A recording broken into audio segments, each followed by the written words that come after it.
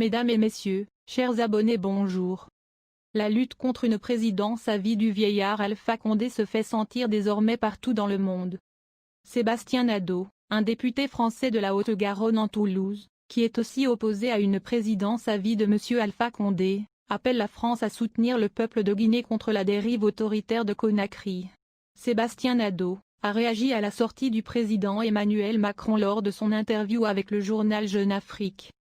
Résistance 224 vous propose de lire sa réaction. La situation politique et sociale en Guinée, à la suite des élections présidentielles contestées d'octobre 2020, se dégrade de jour en jour.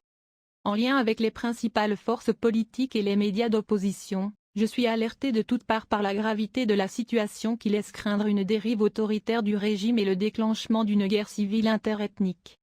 De nombreux cadres du principal parti d'opposition, l'UFDG, sont arrêtés par les forces de sécurité. Des médias d'opposition sont attaqués sur le plan judiciaire.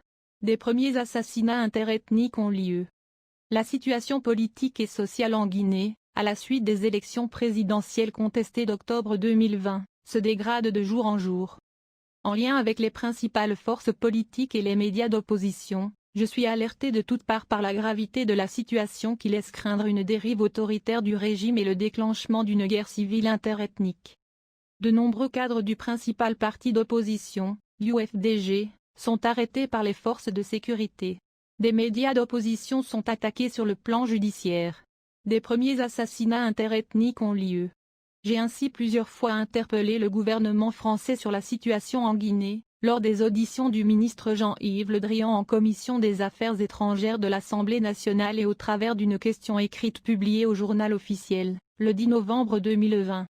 J'ai pu mesurer l'attente d'une parole de la France, lors de ma participation ce mercredi 18 novembre à l'émission Les Grandes Gueules, la plus suivie en Guinée.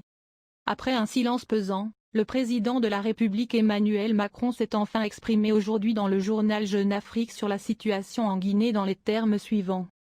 Le président Condé a une carrière d'opposant qui aurait justifié qu'il organise de lui-même une bonne alternance. Et d'évidence, il a organisé un référendum et un changement de la Constitution uniquement pour pouvoir garder le pouvoir. C'est pour ça que je ne lui ai pas encore adressé de lettre de félicitations. Je pense que la situation est grave en Guinée, pour sa jeunesse, pour sa vitalité démocratique et pour son avancée.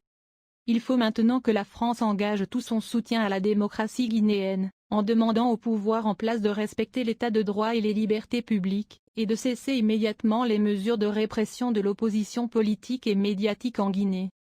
L'amitié entre les peuples guinéens et français est trop précieuse pour la laisser périr dans une dérive autoritaire du régime.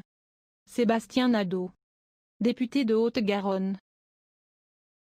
Chers compatriotes, Résistance 224 félicite cette prise de position des autorités françaises en faveur de l'alternance démocratique et le respect de la Constitution de notre pays, la Guinée. Nous demandons l'Union européenne, les États-Unis et tous les États épris de justice et de paix de joindre le peuple meurtri de Guinée contre la dérive autoritaire d'Alpha Condé et son clan mafieux. Ensemble unis et solidaires, nous vaincrons. Merci de votre attention.